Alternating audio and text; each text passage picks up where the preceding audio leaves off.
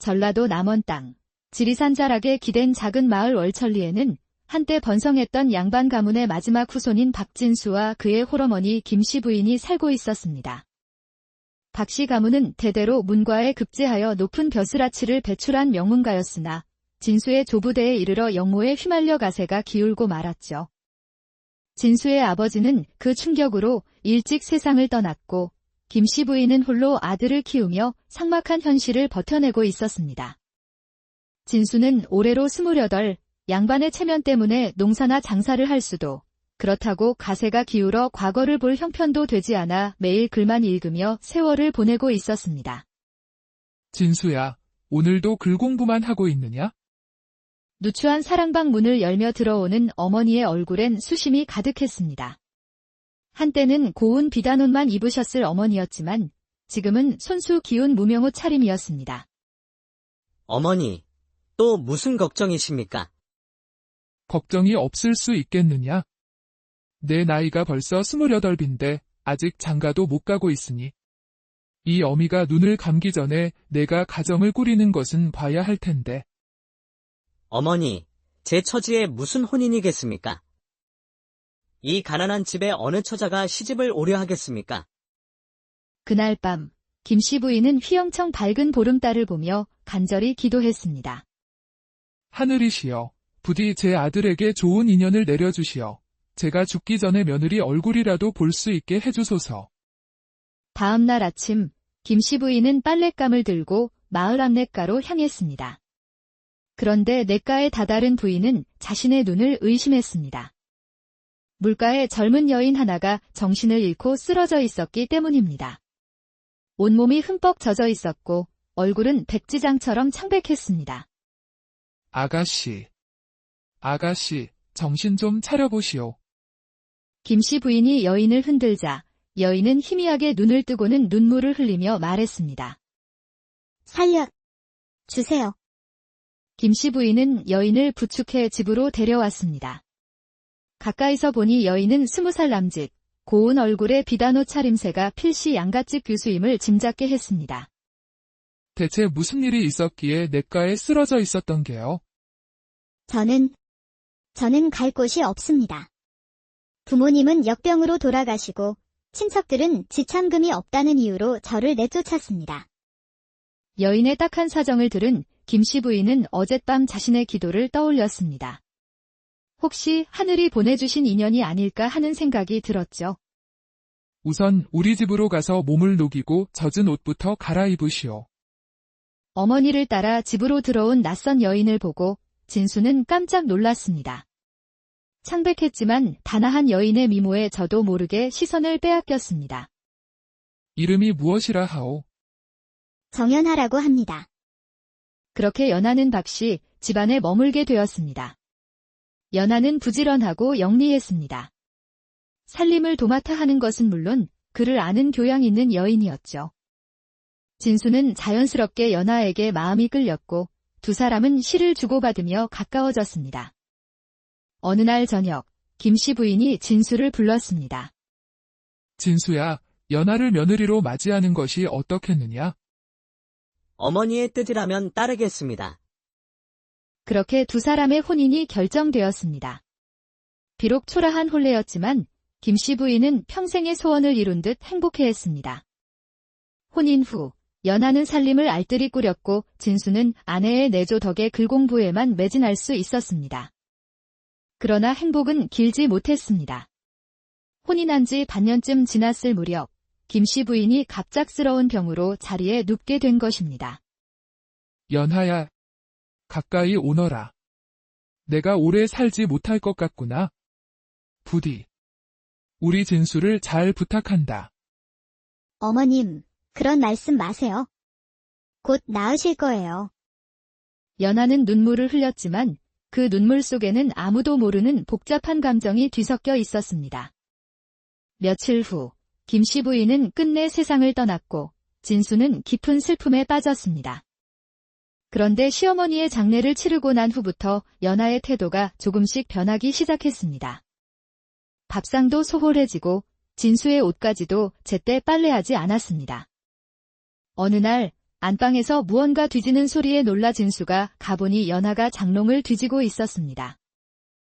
연아야, 무엇을 찾고 있느냐? 아, 아무것도 아니에요.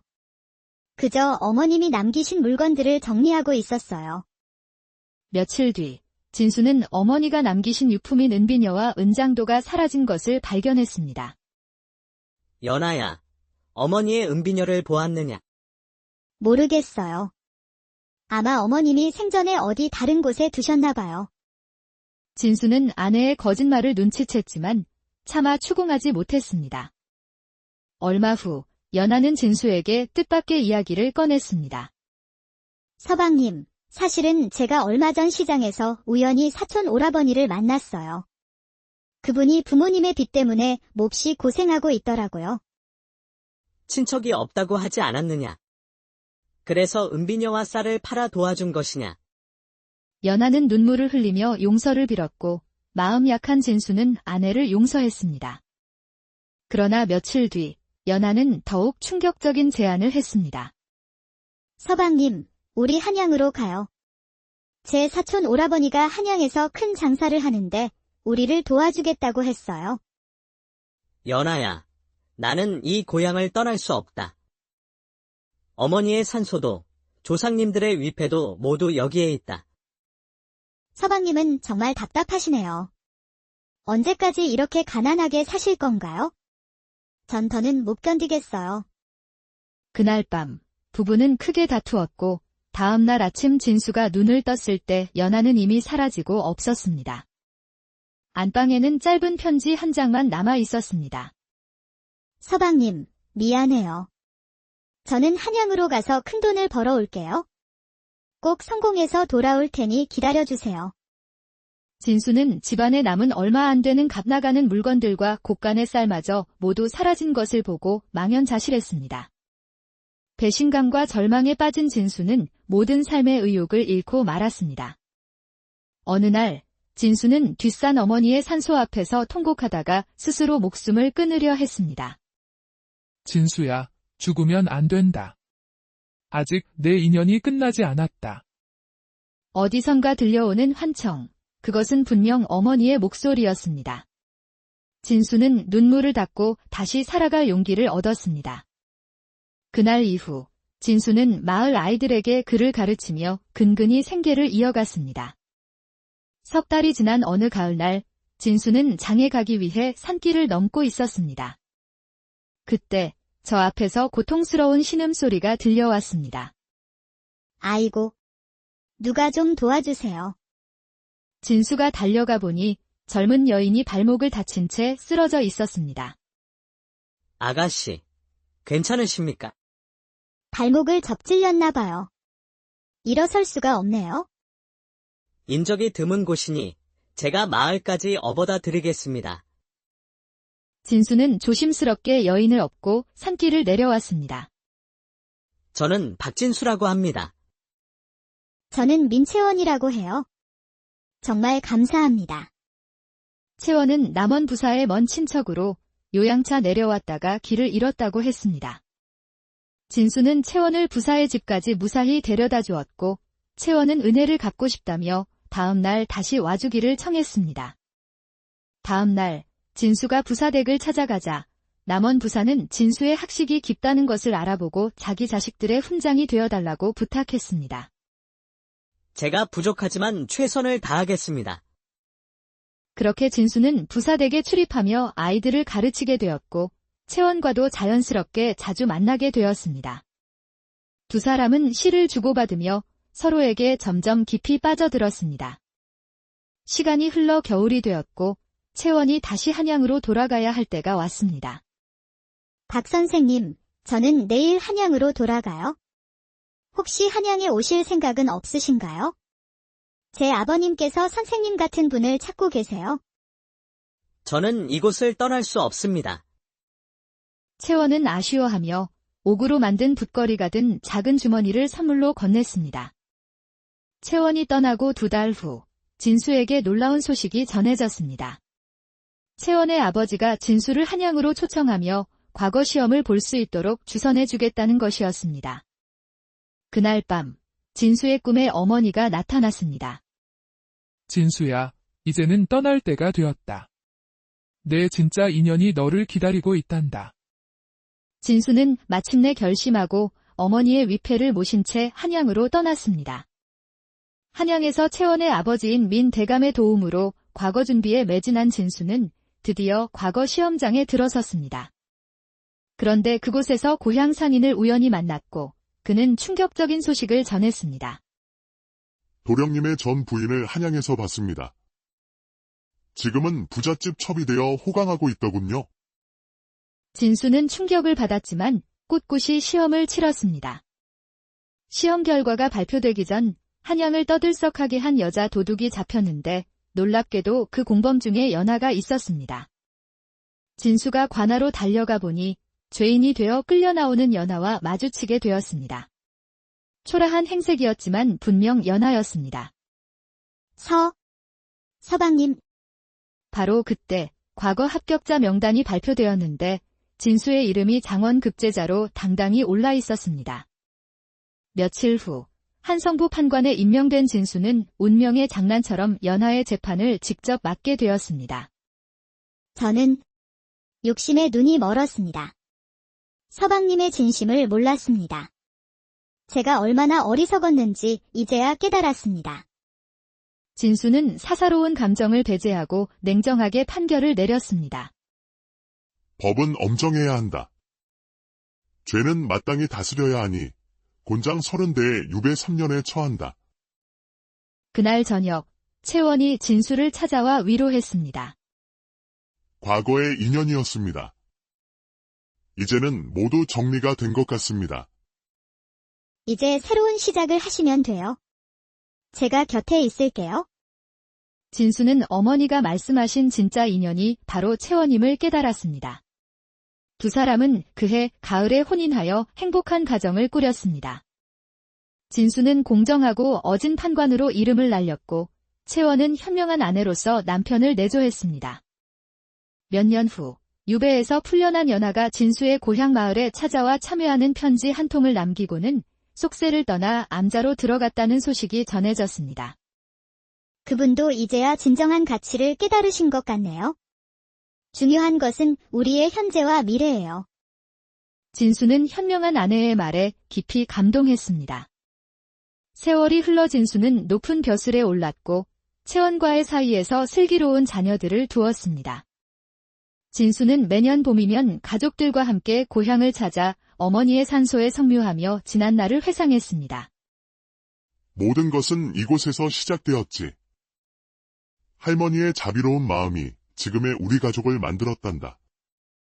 어머니 산소 앞에 진수가 심었던 매화나무는 해마다 아름다운 꽃을 피웠고 그 향기는 온 마을에 퍼져나가 사람들의 마음을 따뜻하게 했습니다. 진정한 인연은 하늘이 맺어주되 사람의 진심이 이어가는 것이다. 어머니가 가르쳐주신 이 진리를 우리도 잊지. 전라도 남원 땅 지리산 자락에 기댄 작은 마을 월천리에는 한때 번성했던 양반 가문의 마지막 후손인 박진수와 그의 홀어머니 김씨 부인이 살고 있었습니다.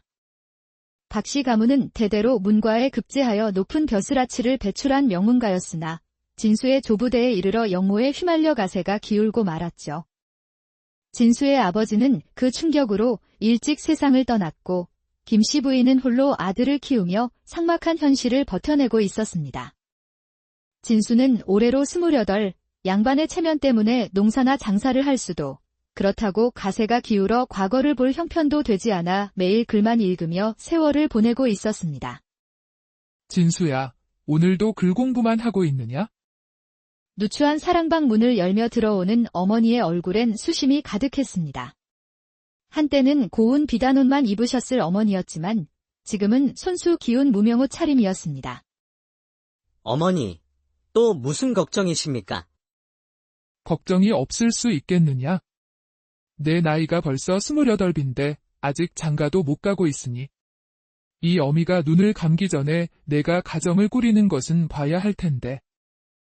어머니, 제 처지에 무슨 혼인이겠습니까? 이 가난한 집에 어느 처자가 시집을 오려 하겠습니까? 그날 밤 김씨 부인은 휘영청 밝은 보름달을 보며 간절히 기도했습니다. 하늘이시여, 부디 제 아들에게 좋은 인연을 내려주시어 제가 죽기 전에 며느리 얼굴이라도 볼 수 있게 해주소서. 다음 날 아침 김씨 부인은 빨랫감을 들고 마을 앞냇가로 향했습니다. 그런데 냇가에 다다른 부인은 자신의 눈을 의심했습니다.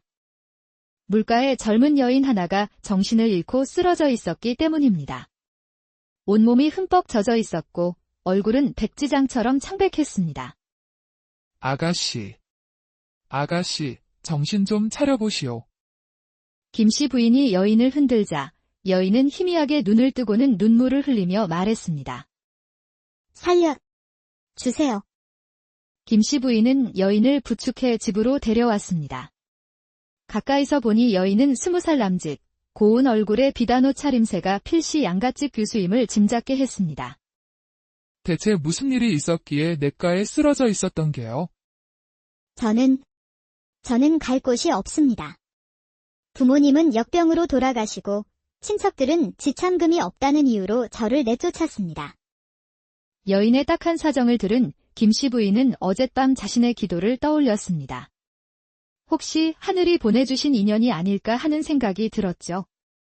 우선 우리 집으로 가서 몸을 녹이고 젖은 옷부터 갈아입으시오. 어머니를 따라 집으로 들어온 낯선 여인을 보고 진수는 깜짝 놀랐습니다. 창백했지만 단아한 여인의 미모에 저도 모르게 시선을 빼앗겼습니다. 이름이 무엇이라 하오? 정연하라고 합니다. 그렇게 연하는 박씨 집안에 머물게 되었습니다. 연하는 부지런하고 영리했습니다. 살림을 도맡아 하는 것은 물론 그를 아는 교양 있는 여인이었죠.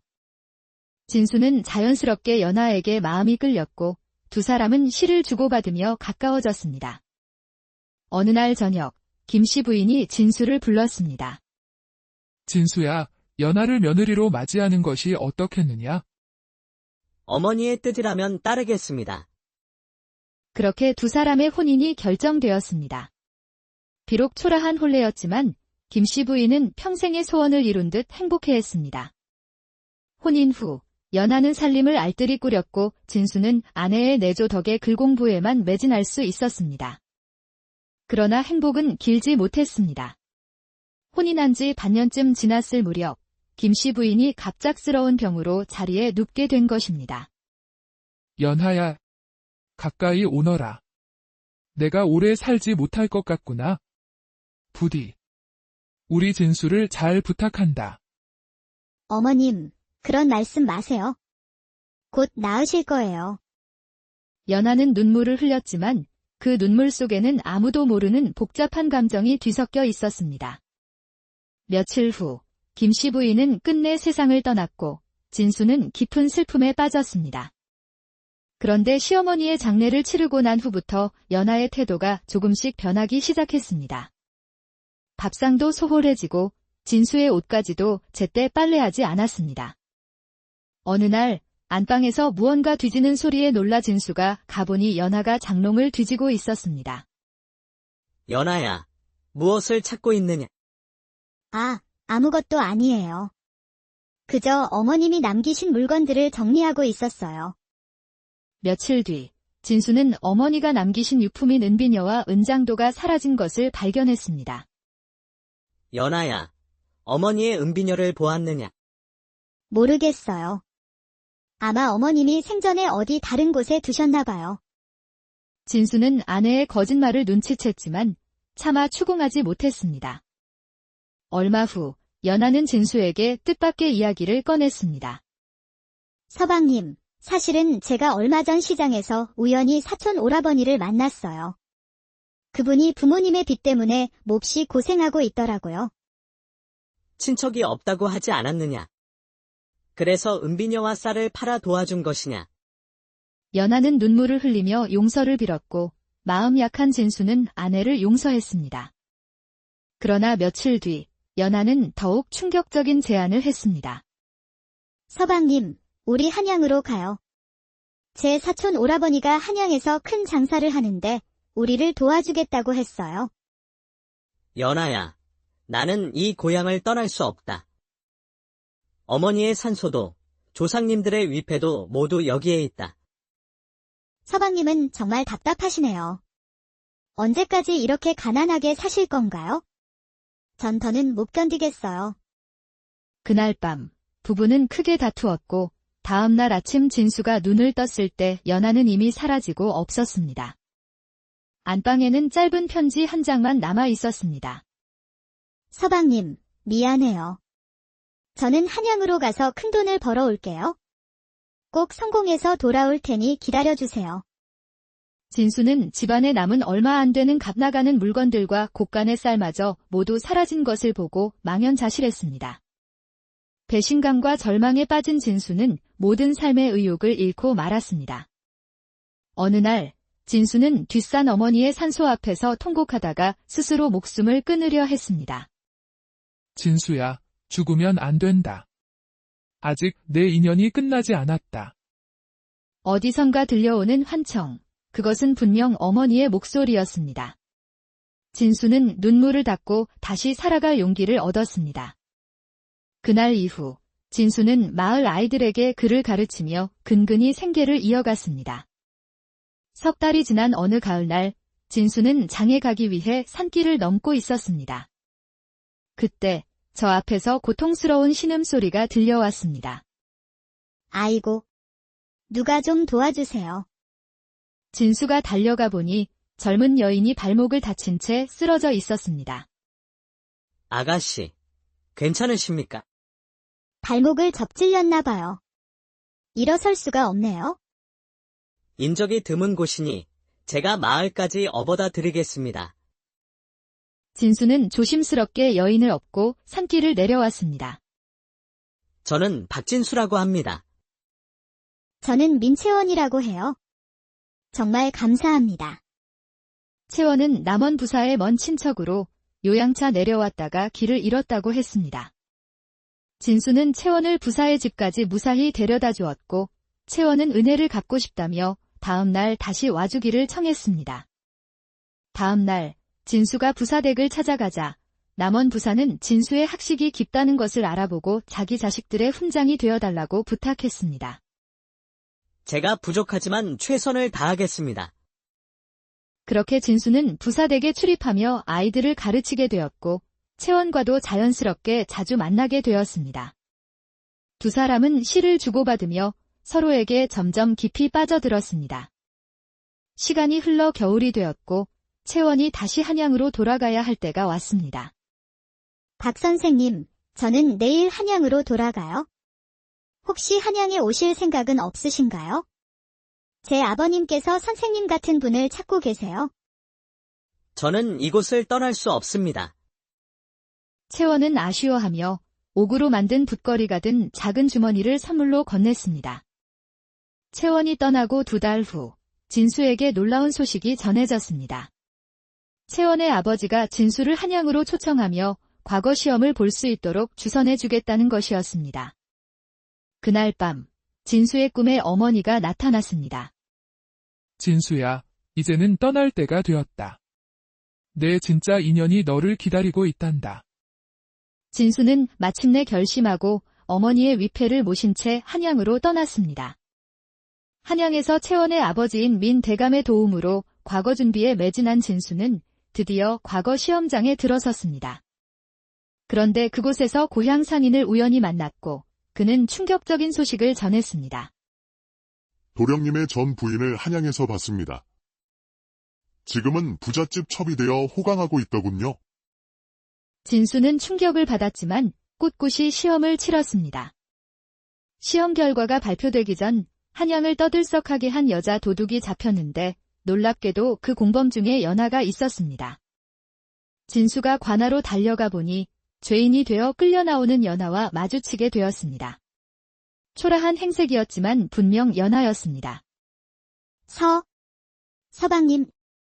바로 그때 과거 합격자 명단이 발표되었는데 진수의 이름이 장원급제자로 당당히 올라 있었습니다. 며칠 후 한성부 판관에 임명된 진수는 운명의 장난처럼 연하의 재판을 직접 맡게 되었습니다. 저는 욕심에 눈이 멀었습니다. 서방님의 진심을 몰랐습니다. 제가 얼마나 어리석었는지 이제야 깨달았습니다. 진수는 사사로운 감정을 배제하고 냉정하게 판결을 내렸습니다. 법은 엄정해야 한다.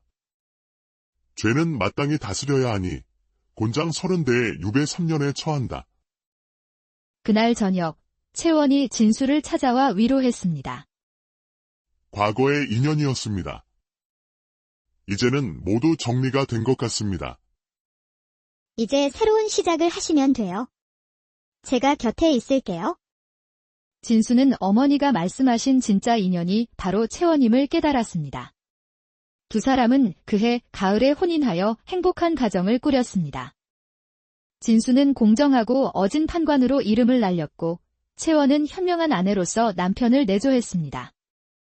몇 년 후 유배에서 풀려난 연하가 진수의 고향 마을에 찾아와 참여하는 편지 한 통을 남기고는 속세를 떠나 암자로 들어갔다는 소식이 전해졌습니다. 그분도 이제야 진정한 가치를 깨달으신 것 같네요. 중요한 것은 우리의 현재와 미래예요. 진수는 현명한 아내의 말에 깊이 감동했습니다. 세월이 흘러 진수는 높은 벼슬에 올랐고 채원과의 사이에서 슬기로운 자녀들을 두었습니다. 진수는 매년 봄이면 가족들과 함께 고향을 찾아 어머니의 산소에 성묘하며 지난 날을 회상했습니다. 모든 것은 이곳에서 시작되었지. 할머니의 자비로운 마음이 지금의 우리 가족을 만들었단다. 어머니 산소 앞에 진수가 심었던 매화나무는 해마다 아름다운 꽃을 피웠고 그 향기는 온 마을에 퍼져나가 사람들의 마음을 따뜻하게 했습니다. 진정한 인연은 하늘이 맺어주되 사람의 진심이 이어가는 것이다. 어머니가 가르쳐주신 이 진리를 우리도 잊지. 전라도 남원 땅, 지리산 자락에 기댄 작은 마을 월천리에는 한때 번성했던 양반 가문의 마지막 후손인 박진수와 그의 홀어머니 김씨 부인이 살고 있었습니다. 박씨 가문은 대대로 문과에 급제하여 높은 벼슬아치를 배출한 명문가였으나 진수의 조부대에 이르러 영모에 휘말려 가세가 기울고 말았죠. 진수의 아버지는 그 충격으로 일찍 세상을 떠났고 김씨 부인은 홀로 아들을 키우며 삭막한 현실을 버텨내고 있었습니다. 진수는 올해로 28, 양반의 체면 때문에 농사나 장사를 할 수도, 그렇다고 가세가 기울어 과거를 볼 형편도 되지 않아 매일 글만 읽으며 세월을 보내고 있었습니다. 진수야, 오늘도 글 공부만 하고 있느냐? 누추한 사랑방 문을 열며 들어오는 어머니의 얼굴엔 수심이 가득했습니다. 한때는 고운 비단옷만 입으셨을 어머니였지만 지금은 손수 기운 무명옷 차림이었습니다. 어머니, 또 무슨 걱정이십니까? 걱정이 없을 수 있겠느냐? 내 나이가 벌써 28인데 아직 장가도 못 가고 있으니 이 어미가 눈을 감기 전에 내가 가정을 꾸리는 것은 봐야 할 텐데. 어머니, 제 처지에 무슨 혼인이겠습니까? 이 가난한 집에 어느 처자가 시집을 오려 하겠습니까? 그날 밤 김씨 부인은 휘영청 밝은 보름달을 보며 간절히 기도했습니다. 하늘이시여, 부디 제 아들에게 좋은 인연을 내려주시어 제가 죽기 전에 며느리 얼굴이라도 볼 수 있게 해주소서. 다음 날 아침 김씨 부인은 빨랫감을 들고 마을 안냇가로 향했습니다. 그런데 냇가에 다다른 부인은 자신의 눈을 의심했습니다. 물가에 젊은 여인 하나가 정신을 잃고 쓰러져 있었기 때문입니다. 온몸이 흠뻑 젖어 있었고 얼굴은 백지장처럼 창백했습니다. 아가씨, 정신 좀 차려보시오. 김씨 부인이 여인을 흔들자 여인은 희미하게 눈을 뜨고는 눈물을 흘리며 말했습니다. 살려 주세요. 김씨 부인은 여인을 부축해 집으로 데려왔습니다. 가까이서 보니 여인은 20살 남짓, 고운 얼굴에 비단옷 차림새가 필시 양갓집 교수임을 짐작게 했습니다. 대체 무슨 일이 있었기에 냇가에 쓰러져 있었던 게요? 저는 갈 곳이 없습니다. 부모님은 역병으로 돌아가시고 친척들은 지참금이 없다는 이유로 저를 내쫓았습니다. 여인의 딱한 사정을 들은 김씨 부인은 어젯밤 자신의 기도를 떠올렸습니다. 혹시 하늘이 보내주신 인연이 아닐까 하는 생각이 들었죠. 우선 우리 집으로 가서 몸을 녹이고 젖은 옷부터 갈아입으시오. 어머니를 따라 집으로 들어온 낯선 여인을 보고 진수는 깜짝 놀랐습니다. 창백했지만 단아한 여인의 미모에 저도 모르게 시선을 빼앗겼습니다. 이름이 무엇이라 하오? 정연하라고 합니다. 그렇게 연하는 박씨 집안에 머물게 되었습니다. 연하는 부지런하고 영리했습니다. 살림을 도맡아 하는 것은 물론 그를 아는 교양 있는 여인이었죠. 진수는 자연스럽게 연하에게 마음이 끌렸고 두 사람은 시를 주고받으며 가까워졌습니다. 어느 날 저녁, 김씨 부인이 진수를 불렀습니다. 진수야, 연하를 며느리로 맞이하는 것이 어떻겠느냐? 어머니의 뜻이라면 따르겠습니다. 그렇게 두 사람의 혼인이 결정되었습니다. 비록 초라한 혼례였지만 김씨 부인은 평생의 소원을 이룬 듯 행복해했습니다. 혼인 후 연하는 살림을 알뜰히 꾸렸고 진수는 아내의 내조 덕에 글공부에만 매진할 수 있었습니다. 그러나 행복은 길지 못했습니다. 혼인한 지 반년쯤 지났을 무렵 김씨 부인이 갑작스러운 병으로 자리에 눕게 된 것입니다. 연하야, 가까이 오너라. 내가 오래 살지 못할 것 같구나. 부디 우리 진수를 잘 부탁한다. 어머님, 그런 말씀 마세요. 곧 나으실 거예요.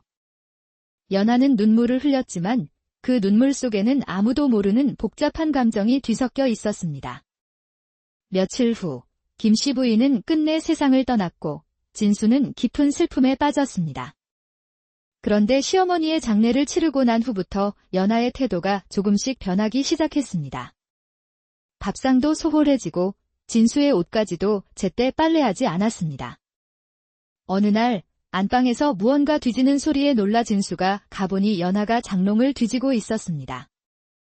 연하야, 무엇을 찾고 있느냐? 아, 아무것도 아니에요. 그저 어머님이 남기신 물건들을 정리하고 있었어요. 며칠 뒤 진수는 어머니가 남기신 유품인 은비녀와 은장도가 사라진 것을 발견했습니다. 연하야, 어머니의 은비녀를 보았느냐? 모르겠어요. 아마 어머님이 생전에 어디 다른 곳에 두셨나 봐요. 진수는 아내의 거짓말을 눈치챘지만 차마 추궁하지 못했습니다. 얼마 후 연하는 진수에게 뜻밖의 이야기를 꺼냈습니다. 서방님, 사실은 제가 얼마 전 시장에서 우연히 사촌 오라버니를 만났어요. 그분이 부모님의 빚 때문에 몹시 고생하고 있더라고요. 친척이 없다고 하지 않았느냐? 그래서 은비녀와 쌀을 팔아 도와준 것이냐? 연하는 눈물을 흘리며 용서를 빌었고 마음 약한 진수는 아내를 용서했습니다. 그러나 며칠 뒤 연하는 더욱 충격적인 제안을 했습니다. 서방님, 우리 한양으로 가요. 제 사촌 오라버니가 한양에서 큰 장사를 하는데 우리를 도와주겠다고 했어요. 연하야, 나는 이 고향을 떠날 수 없다. 어머니의 산소도 조상님들의 위패도 모두 여기에 있다. 서방님은 정말 답답하시네요. 언제까지 이렇게 가난하게 사실 건가요? 전 더는 못 견디겠어요. 그날 밤 부부는 크게 다투었고 다음 날 아침 진수가 눈을 떴을 때 연하는 이미 사라지고 없었습니다. 안방에는 짧은 편지 한 장만 남아 있었습니다. 서방님, 미안해요. 저는 한양으로 가서 큰돈을 벌어올게요. 꼭 성공해서 돌아올 테니 기다려주세요. 진수는 집안에 남은 얼마 안 되는 값나가는 물건들과 곳간의 쌀마저 모두 사라진 것을 보고 망연자실했습니다. 배신감과 절망에 빠진 진수는 모든 삶의 의욕을 잃고 말았습니다. 어느 날 진수는 뒷산 어머니의 산소 앞에서 통곡하다가 스스로 목숨을 끊으려 했습니다. 진수야, 죽으면 안 된다. 아직 내 인연이 끝나지 않았다. 어디선가 들려오는 환청, 그것은 분명 어머니의 목소리였습니다. 진수는 눈물을 닦고 다시 살아갈 용기를 얻었습니다. 그날 이후 진수는 마을 아이들에게 글을 가르치며 근근히 생계를 이어갔습니다. 석 달이 지난 어느 가을날 진수는 장에 가기 위해 산길을 넘고 있었습니다. 그때 저 앞에서 고통스러운 신음소리가 들려왔습니다. 아이고, 누가 좀 도와주세요. 진수가 달려가 보니 젊은 여인이 발목을 다친 채 쓰러져 있었습니다. 아가씨, 괜찮으십니까? 발목을 접질렸나 봐요. 일어설 수가 없네요. 인적이 드문 곳이니 제가 마을까지 업어다 드리겠습니다. 진수는 조심스럽게 여인을 업고 산길을 내려왔습니다. 저는 박진수라고 합니다. 저는 민채원이라고 해요. 정말 감사합니다. 채원은 남원 부사의 먼 친척으로 요양차 내려왔다가 길을 잃었다고 했습니다. 진수는 채원을 부사의 집까지 무사히 데려다 주었고 채원은 은혜를 갚고 싶다며 다음 날 다시 와주기를 청했습니다. 다음 날 진수가 부사댁을 찾아가자 남원 부사는 진수의 학식이 깊다는 것을 알아보고 자기 자식들의 훈장이 되어달라고 부탁했습니다. 제가 부족하지만 최선을 다하겠습니다. 그렇게 진수는 부사댁에 출입하며 아이들을 가르치게 되었고 채원과도 자연스럽게 자주 만나게 되었습니다. 두 사람은 시를 주고받으며 서로에게 점점 깊이 빠져들었습니다. 시간이 흘러 겨울이 되었고 채원이 다시 한양으로 돌아가야 할 때가 왔습니다. 박 선생님, 저는 내일 한양으로 돌아가요. 혹시 한양에 오실 생각은 없으신가요? 제 아버님께서 선생님 같은 분을 찾고 계세요. 저는 이곳을 떠날 수 없습니다. 채원은 아쉬워하며 옥으로 만든 붓거리가 든 작은 주머니를 선물로 건넸습니다. 채원이 떠나고 2달 후 진수에게 놀라운 소식이 전해졌습니다. 채원의 아버지가 진수를 한양으로 초청하며 과거 시험을 볼 수 있도록 주선해주겠다는 것이었습니다. 그날 밤 진수의 꿈에 어머니가 나타났습니다. 진수야, 이제는 떠날 때가 되었다. 내 진짜 인연이 너를 기다리고 있단다. 진수는 마침내 결심하고 어머니의 위패를 모신 채 한양으로 떠났습니다. 한양에서 채원의 아버지인 민 대감의 도움으로 과거 준비에 매진한 진수는 드디어 과거 시험장에 들어섰습니다. 그런데 그곳에서 고향 상인을 우연히 만났고 그는 충격적인 소식을 전했습니다. 도령님의 전 부인을 한양에서 봤습니다. 지금은 부잣집 첩이 되어 호강하고 있더군요. 진수는 충격을 받았지만 꿋꿋이 시험을 치렀습니다. 시험 결과가 발표되기 전 한양을 떠들썩하게 한 여자 도둑이 잡혔는데 놀랍게도 그 공범 중에 연하가 있었습니다. 진수가 관하로 달려가 보니 죄인이 되어 끌려 나오는 연하와 마주치게 되었습니다. 초라한 행색이었지만 분명 연하였습니다. 서방님, 바로 그때 과거 합격자 명단이 발표되었는데 진수의 이름이 장원급제자로 당당히 올라 있었습니다. 며칠 후 한성부 판관에 임명된 진수는 운명의 장난처럼 연하의 재판을 직접 맡게 되었습니다. 저는 욕심에 눈이 멀었습니다. 서방님의 진심을 몰랐습니다. 제가 얼마나 어리석었는지 이제야 깨달았습니다. 진수는 사사로운 감정을 배제하고 냉정하게 판결을 내렸습니다. 법은 엄정해야 한다. 죄는 마땅히 다스려야 하니 곤장 30대에 유배 3년에 처한다. 그날 저녁 채원이 진수를 찾아와 위로했습니다. 과거의 인연이었습니다. 이제는 모두 정리가 된 것 같습니다. 이제 새로운 시작을 하시면 돼요. 제가 곁에 있을게요. 진수는 어머니가 말씀하신 진짜 인연이 바로 채원임을 깨달았습니다. 두 사람은 그해 가을에 혼인하여 행복한 가정을 꾸렸습니다. 진수는 공정하고 어진 판관으로 이름을 날렸고 채원은 현명한 아내로서 남편을 내조했습니다. 몇 년 후 유배에서 풀려난 연하가 진수의 고향 마을에 찾아와 참여하는 편지 한 통을 남기고는 속세를 떠나 암자로 들어갔다는 소식이 전해졌습니다. 그분도 이제야 진정한 가치를 깨달으신 것 같네요. 중요한 것은 우리의 현재와 미래예요. 진수는 현명한 아내의 말에 깊이 감동했습니다. 세월이 흘러 진수는 높은 벼슬에 올랐고 채원과의 사이에서 슬기로운 자녀들을 두었습니다. 진수는 매년 봄이면 가족들과 함께 고향을 찾아 어머니의 산소에 성묘하며 지난 날을 회상했습니다. 모든 것은 이곳에서 시작되었지. 할머니의 자비로운 마음이 지금의 우리 가족을 만들었단다.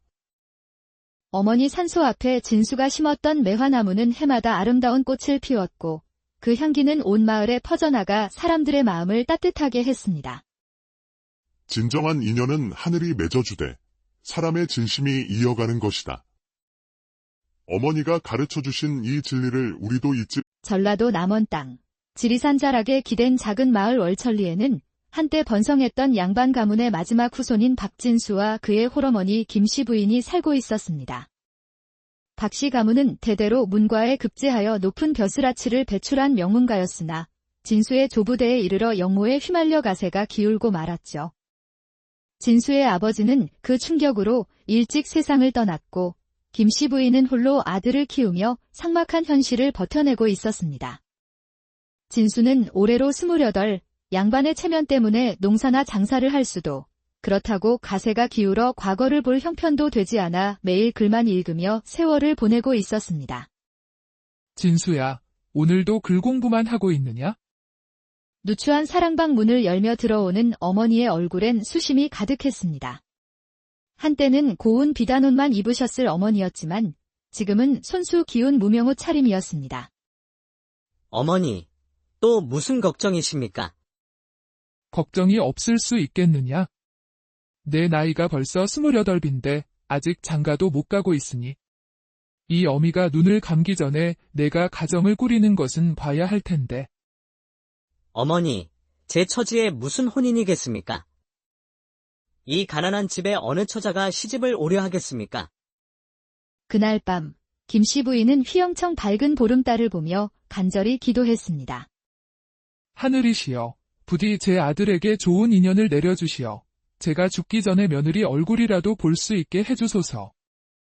다음 날 아침 김씨 부인은 빨랫감을 들고 마을 앞냇가로 향했습니다. 그런데 냇가에 다다른 부인은 자신의 눈을 의심했습니다. 물가에 젊은 여인 하나가 정신을 잃고 쓰러져 있었기 때문입니다. 온몸이 흠뻑 젖어 있었고 얼굴은 백지장처럼 창백했습니다. 아가씨, 정신 좀 차려보시오. 김씨 부인이 여인을 흔들자 여인은 희미하게 눈을 뜨고는 눈물을 흘리며 말했습니다. 살려 주세요. 김씨 부인은 여인을 부축해 집으로 데려왔습니다. 가까이서 보니 여인은 20살 남짓, 고운 얼굴에 비단옷 차림새가 필시 양갓집 교수임을 짐작게 했습니다. 대체 무슨 일이 있었기에 냇가에 쓰러져 있었던 게요? 저는 갈 곳이 없습니다. 부모님은 역병으로 돌아가시고 친척들은 지참금이 없다는 이유로 저를 내쫓았습니다. 여인의 딱한 사정을 들은 김씨 부인은 어젯밤 자신의 기도를 떠올렸습니다. 혹시 하늘이 보내주신 인연이 아닐까 하는 생각이 들었죠. 우선 우리 집으로 가서 몸을 녹이고 젖은 옷부터 갈아입으시오. 어머니를 따라 집으로 들어온 낯선 여인을 보고 진수는 깜짝 놀랐습니다. 창백했지만 단아한 여인의 미모에 저도 모르게 시선을 빼앗겼습니다. 이름이 무엇이라 하오? 정연하라고 합니다. 그렇게 연하는 박씨 집안에 머물게 되었습니다. 연하는 부지런하고 영리했습니다. 살림을 도맡아 하는 것은 물론 그를 아는 교양 있는 여인이었죠. 진수는 자연스럽게 연하에게 마음이 끌렸고 두 사람은 시를 주고받으며 가까워졌습니다.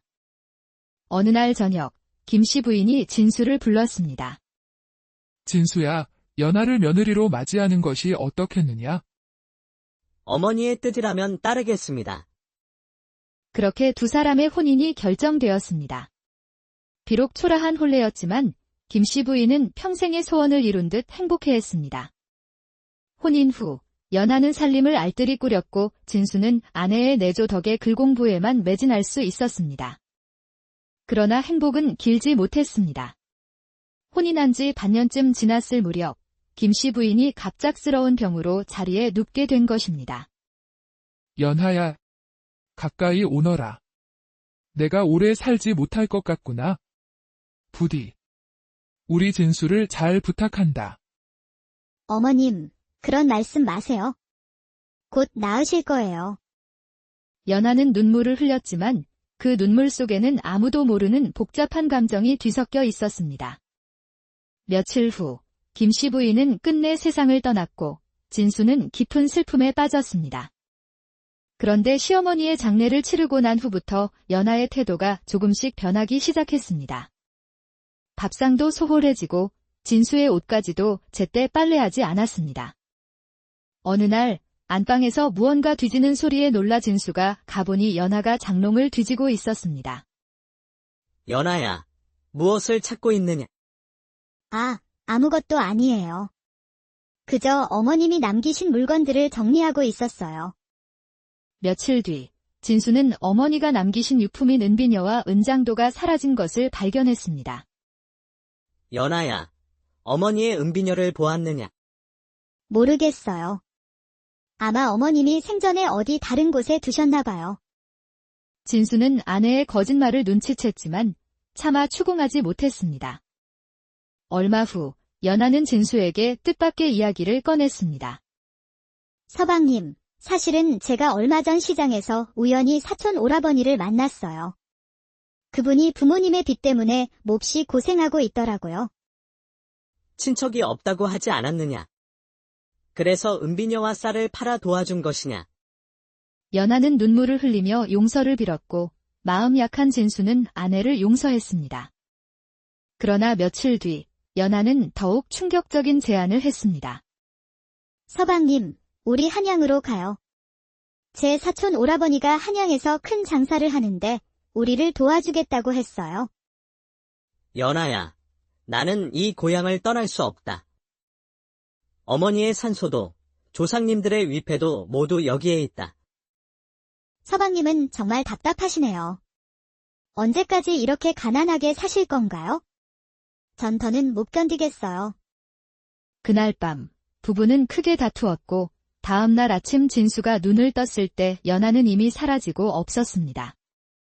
안방에는 짧은 편지 한 장만 남아 있었습니다. 서방님, 미안해요. 저는 한양으로 가서 큰돈을 벌어올게요. 꼭 성공해서 돌아올 테니 기다려주세요. 진수는 집안에 남은 얼마 안 되는 값나가는 물건들과 곳간의 쌀마저 모두 사라진 것을 보고 망연자실했습니다.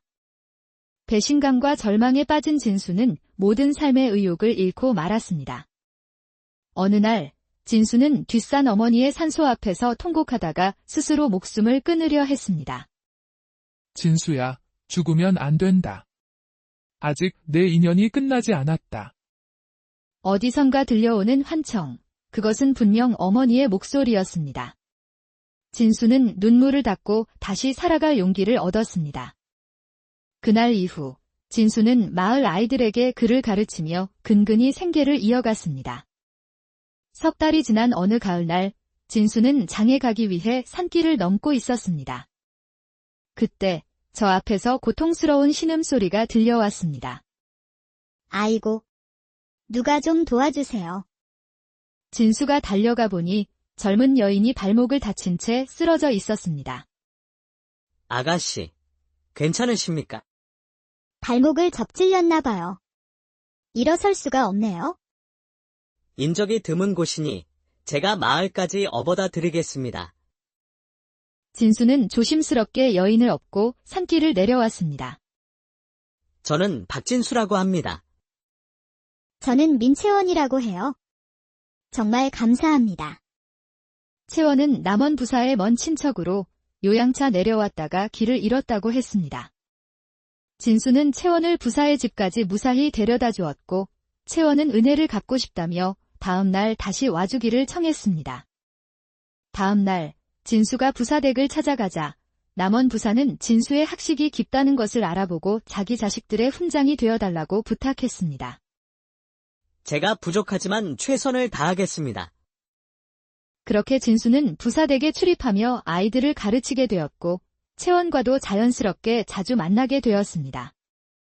두 사람은 시를 주고받으며 서로에게 점점 깊이 빠져들었습니다. 시간이 흘러 겨울이 되었고 채원이 다시 한양으로 돌아가야 할 때가 왔습니다. 박 선생님, 저는 내일 한양으로 돌아가요. 혹시 한양에 오실 생각은 없으신가요? 제 아버님께서 선생님 같은 분을 찾고 계세요. 저는 이곳을 떠날 수 없습니다. 채원은 아쉬워하며 옥으로 만든 붓거리가 든 작은 주머니를 선물로 건넸습니다. 채원이 떠나고 2달 후 진수에게 놀라운 소식이 전해졌습니다. 채원의 아버지가 진수를 한양으로 초청하며 과거 시험을 볼 수 있도록 주선해주겠다는 것이었습니다. 그날 밤 진수의 꿈에 어머니가 나타났습니다. 진수야, 이제는 떠날 때가 되었다. 내 진짜 인연이 너를 기다리고 있단다. 진수는 마침내 결심하고 어머니의 위패를 모신 채 한양으로 떠났습니다. 한양에서 채원의 아버지인 민대감의 도움으로 과거 준비에 매진한 진수는 드디어 과거 시험장에 들어섰습니다. 그런데 그곳에서 고향 상인을 우연히 만났고 그는 충격적인 소식을 전했습니다. 도령님의 전 부인을 한양에서 봤습니다. 지금은 부잣집 첩이 되어 호강하고 있더군요. 진수는 충격을 받았지만 꿋꿋이 시험을 치렀습니다. 시험 결과가 발표되기 전 한양을 떠들썩하게 한 여자 도둑이 잡혔는데 놀랍게도 그 공범 중에 연하가 있었습니다. 진수가 관하로 달려가 보니 죄인이 되어 끌려 나오는 연하와 마주치게 되었습니다. 초라한 행색이었지만 분명 연하였습니다. 서방님, 바로 그때 과거 합격자 명단이 발표되었는데 진수의 이름이 장원급제자로 당당히 올라 있었습니다. 며칠 후 한성부 판관에 임명된 진수는 운명의 장난처럼 연하의 재판을 직접 맡게 되었습니다. 저는 욕심에 눈이 멀었습니다. 서방님의 진심을 몰랐습니다. 제가 얼마나 어리석었는지 이제야 깨달았습니다. 진수는 사사로운 감정을 배제하고 냉정하게 판결을 내렸습니다. 법은 엄정해야 한다. 죄는 마땅히 다스려야 하니 곤장 30대에 유배 3년에 처한다. 그날 저녁 채원이 진수를 찾아와 위로했습니다. 과거의 인연이었습니다. 이제는 모두 정리가 된 것 같습니다. 이제 새로운 시작을 하시면 돼요. 제가 곁에 있을게요. 진수는 어머니가 말씀하신 진짜 인연이 바로 채원임을 깨달았습니다. 두 사람은 그해 가을에 혼인하여 행복한 가정을 꾸렸습니다. 진수는 공정하고 어진 판관으로 이름을 날렸고 채원은 현명한 아내로서 남편을 내조했습니다. 몇 년 후 유배에서 풀려난 연하가 진수의 고향 마을에 찾아와 참여하는 편지 한 통을 남기고는 속세를 떠나 암자로 들어갔다는 소식이 전해졌습니다. 그분도 이제야 진정한 가치를 깨달으신 것 같네요. 중요한 것은 우리의 현재와 미래예요. 진수는 현명한 아내의 말에 깊이 감동했습니다. 세월이 흘러 진수는 높은 벼슬에 올랐고 채원과의 사이에서 슬기로운 자녀들을 두었습니다. 진수는 매년 봄이면 가족들과 함께 고향을 찾아 어머니의 산소에 성묘하며 지난 날을 회상했습니다. 모든 것은 이곳에서 시작되었지. 할머니의 자비로운 마음이 지금의 우리 가족을 만들었단다. 어머니 산소 앞에 진수가 심었던 매화나무는 해마다 아름다운 꽃을 피웠고 그 향기는 온 마을에 퍼져나가 사람들의 마음을 따뜻하게 했습니다. 진정한 인연은 하늘이 맺어주되 사람의 진심이 이어가는 것이다. 어머니가 가르쳐주신 이 진리를 우리도 잊지. 전라도 남원 땅 지리산 자락에 기댄 작은 마을 월천리에는 한때 번성했던 양반 가문의 마지막 후손인 박진수와 그의 홀어머니 김씨 부인이 살고 있었습니다. 박씨 가문은 대대로 문과에 급제하여 높은 벼슬아치를 배출한 명문가였으나 진수의 조부대에 이르러 영모에 휘말려 가세가 기울고 말았죠. 진수의 아버지는 그 충격으로 일찍 세상을 떠났고 김씨 부인은 홀로 아들을 키우며 삭막한 현실을 버텨내고 있었습니다. 진수는 올해로 28, 양반의 체면 때문에 농사나 장사를 할 수도, 그렇다고 가세가 기울어 과거를 볼 형편도 되지 않아 매일 글만 읽으며 세월을 보내고 있었습니다. 진수야, 오늘도 글 공부만 하고 있느냐? 누추한 사랑방 문을 열며 들어오는 어머니의 얼굴엔 수심이 가득했습니다. 한때는 고운 비단옷만 입으셨을 어머니였지만 지금은 손수 기운 무명옷 차림이었습니다. 어머니, 또 무슨 걱정이십니까? 걱정이 없을 수 있겠느냐? 내 나이가 벌써 28인데 아직 장가도 못 가고 있으니 이 어미가 눈을 감기 전에 내가 가정을 꾸리는 것은 봐야 할 텐데. 어머니, 제 처지에 무슨 혼인이겠습니까? 이 가난한 집에 어느 처자가 시집을 오려 하겠습니까?